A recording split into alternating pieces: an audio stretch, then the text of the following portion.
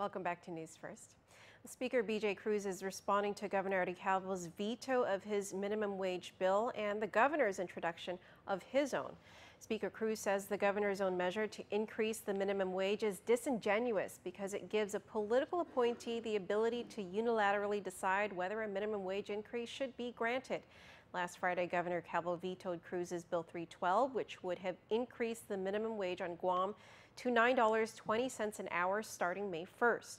The governor instead introduced his own version that would also increase the minimum wage to the same amount, but only after a report is completed that meets 4 requirements: that hours will not be reduced for employees, that employers will not reduce their workforce, that the scheduled wage increase will not be sacrificed to non-minimum wage and non-managerial employees, and that benefits will not be reduced.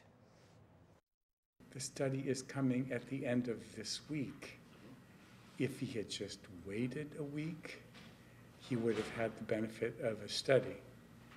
And if the study agreed with a rejection, I mean, with his position that it was going to be the end of Guam's economy, then he could and should veto the bill. But if it didn't, and it was positive, then he's already killed the bill. And he's replaced it with what he purports to be his alternative plan. That alternative plan, says Cruz, would give effectively Guam Department of Labor Director Sam Abini the power to raise the minimum wage or keep it at status quo without any objective criteria.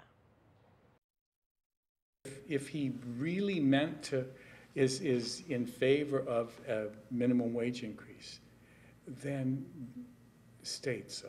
If he's opposed to it, then be honest about it and tell the people I'm opposed to it, like my brothers in Washington. Speaker Cruz also pointed out that Governor Calvel had until the 30th to act on Bill 312, while the minimum wage study report is expected to be released on the 27th.